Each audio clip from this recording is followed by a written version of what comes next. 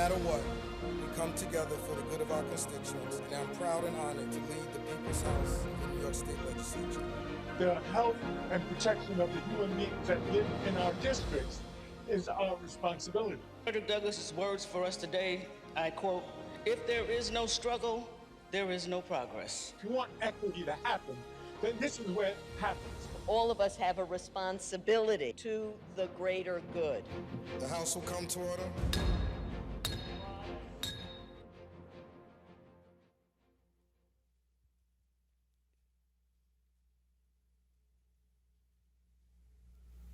Hello and welcome to Assembly Update. I'm Assemblyman Angelo Santabarbara, and today I'm very excited to welcome a guest from SUNY Schenectady back home in my district, Assembly District that I represent, and she's going to be talking about some exciting programs. Sarah Wilson-Sparrow is here. Welcome, Sarah. Thank you. The VP of Workforce Development and Community Education at SUNY Schenectady, who has worked on a number of different projects, and this is just the latest development, and I know there's more to come, but some exciting news to share as we unveiled the mobile lab training facilities that are going to be visiting our community.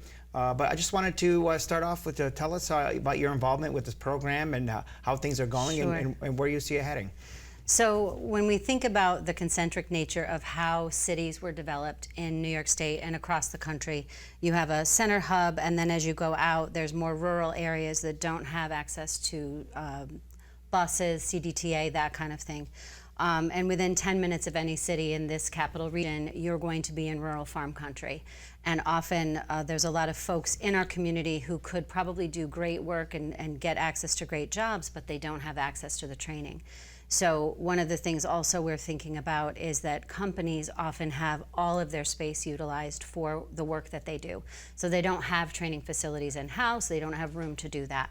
So we thought, let's bring the power of SUNY education to the door of industry. It's a fun little catchphrase we've come up with. I like Thank it. you. And really it helps to save time. So think about these units pulling up and affording a lovely classroom that they can utilize and different types of equipment that they can learn on. And it's right outside their door. You can have it there at shift change, so you can get 2 cohorts of students. It can be at a location for a week. It can be there for half a day. It can be there for a day. We also like to think about, that's kind of the incumbent worker crowd, those that are already working and wish to improve, or the companies wish to grow from within, which is a lot less expensive than hiring new people all the time.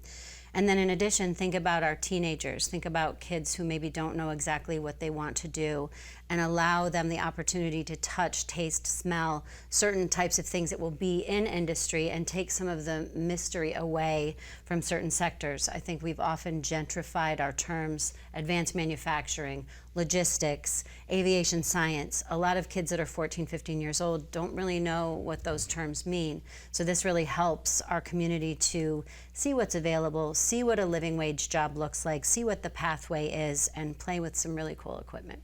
And you know, when we unveiled this not too long ago, we talked about the new mobile labs. I mean, one of the things I mentioned in my comments, I see this as a solution to things that we're facing, very real workforce shortage. Companies are looking to hire.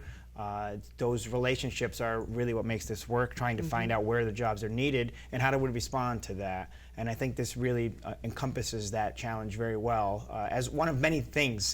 This is, you know, as I mentioned in the opening here, it's one program, but there's a number of different programs that are all working towards that same goal. How important is it to have, for a school to have those business partnerships, that communication back and forth to identify these problems? I think it's so important to work with your industry partners, because colleges are notoriously termed people who create things in isolation, and then industry says, that doesn't reflect the shop floor, that doesn't reflect the bench, that doesn't reflect my desk. So what we want is to have not only the lecture, the components, the degree pathways, but also what are some of the short-term things that people can accomplish quickly so that they can get into work or improve their work. And we need industry to be beside us that whole way. So our rule of thumb is to have our funders at the table, have our industry partners at the table, and the college together to design something that reflects the true shop floor nature of whatever that industry is.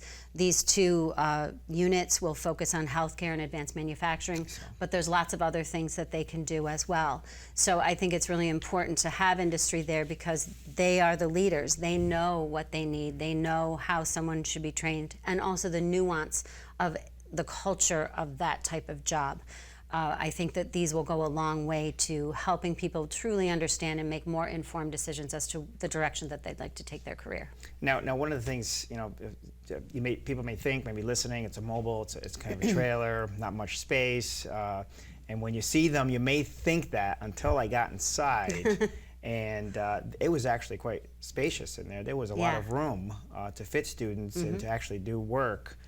And that, as these were being developed, I'm sure that was part of the design process. But tell us, they do different things, as you said. Yep. And tell us about what's inside as students go in to receive education. So one of the things that was really important is that they were ADA compliant. So the back of the units, picture a 44-foot RV. They're very long, they're very tall. They have a capacity of 13, one student and 1 instructor and 12 students. And they have 6-foot slides on either side. So they open up, they have laptops that we have loaded with all the software and the high-tech things that they need to be able to have the computer, the laptop, talk to the different equipment. We have we're going to have a tabletop CNC machine. We have 6 electrical panels because we know from industry that a lot of the electrical side of things is really important for people to understand. And it's also important to understand how to troubleshoot something rather than buying a new part. It's good to know how to fix something. Just thinking about the ROI of being able to fix something rather than ordering new parts or ordering new equipment all the time. It has a really cool robotic arm, and I'm so excited about that. Yes, that's really, really super cool. And we made sure that that was something that would be in industry, so it would replicate what would be seen in an industrial situation. We have a 3D printer, and we will have CAD software available, among many other things. We are also looking at working with NYSERDA on an application that will be in the green energy space, and electricity and electrical really looms large there as well. So we're also interested in industry partners who are like, you know what, I wish that they had XYZ piece of equipment on the unit so that the people could learn on this particular piece of equipment. We're certainly open to that, and I know that there are things we haven't even thought of yet that will happen. Then on the healthcare side, we have the seat, a reclining seat. So and the trailers are pretty identical. So, yes, they're identical. Yes, we call them the fraternal twins. Yeah, the twins. I meant to mention that. I wrote it down. That's... So the healthcare one has a sink in it. The other one does not. There's the healthcare equipment. There's a screen behind it so that you can kind of replicate what would happen in a doctor's office or at a hospital. So there's a privacy screen. And they'll be able to do different types of training. Also thinking about workforce behaviors, because there's a technical training of something, but it's not going to work if you don't know how to communicate with people and do a good job with customer service and those types of things. So we have a lot of those workforce behaviors, how to deal with an irate customer, those types of things. So some of those soft skills, we're not calling them soft skills now, but you know what I mean. So it's kind of equal parts that we've heard from industry a lot, that it isn't just technical, it's also how do I behave at work? And that works better with customers, works better with how you work culturally with your peers at your job. So we have a lot of those types of things available as well. And you said these are adaptable as well, they can change. Give us, so an example would be, a healthcare facility needs some training done, so one of the twins would be sent to that area and find a place where students can access. So the enrollment process is the same through SUNY? I mean, people can sign up, or is that done ahead of time? Or? So it's kind of twofold. If industry is interested in working with us and developing a program, the beauty of workforce development arms of community colleges in particular is that we are not tied to the long-term process that goes into creating a new program on the credit side of the house, so to speak, in a more traditional fashion. That's still great and still necessary, but with workforce, we're able to respond very quickly to what industry needs. So if they're interested in a particular thing, then we'll make sure that we develop that with them. But the idea is that the equipment that's necessary can be swapped in and out. These tabletop that you saw that day, the tabletop pieces can be set in and set out and taken off. We would also want someone to be able to go out, kind of investigate where the best location to put the units would be, those types of things, and then making sure that they're safe so that they can get on and off easily, and then just making sure that we have the appropriate equipment, and then hiring out the appropriate professor or instructor. Often the best bet is to hire from industry. So we often contract with someone who's an expert in XYZ type of equipment or type of training. And so we'll hire from within industry often because we feel that that's the best way to do it. So we have our canned standard programs, but we're always open to tweak those or to develop specific to an industry if they need a very specific type of thing. We love that space. That's a great space. And the unit would be available for however many days however long they needed to get through that particular training. Absolutely. And as far as location, there's no, really you can go anywhere. Just about anywhere. One of the things we talked about, and I chair the Rural Resources Commission for the Assembly here, we talked about you mentioned the rural areas as well.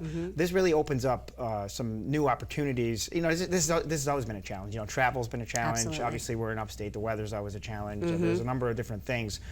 This maybe doesn't solve every little single thing, but I think it does open up that opportunity to get some real skills and find work. You know, find a job, find employment in any particular need. So I think that rural connection, I really think is meaningful for our area of upstate New York, not just city areas. So it's not intended just to serve one segment of the community. And that, I'm sure that went through the thought process. But tell us about how that's going to benefit those areas. So you're exactly right. I am an alum of FMCC, and as you know, if you look across the street, there's cows and farms and hay.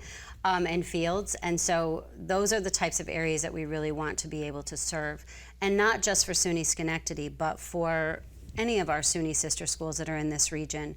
We've talked a lot about how all of us have that similar need. Schenectady's a little bit different, but again, within 10 minutes of Schenectady, you've got the same thing.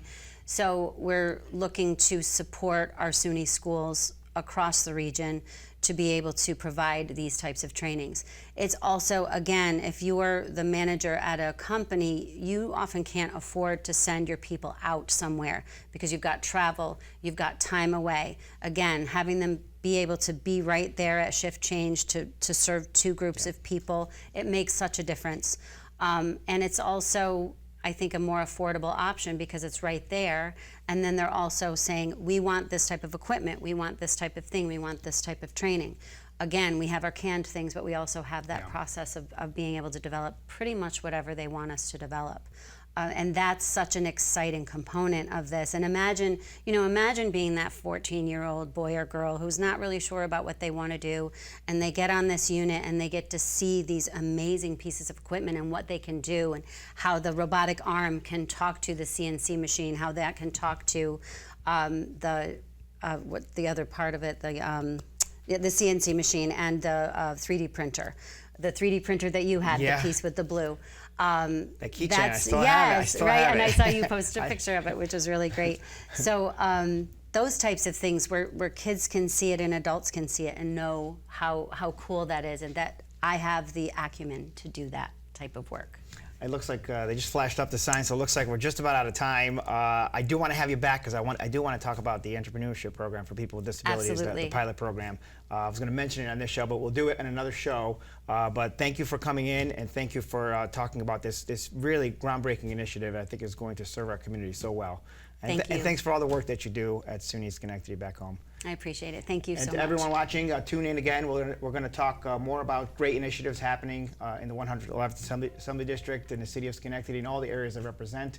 Tune into Assembly Update this week for this show, for the next show coming up, and the following weeks, all the way to the end of the year. Thanks, and have a good day.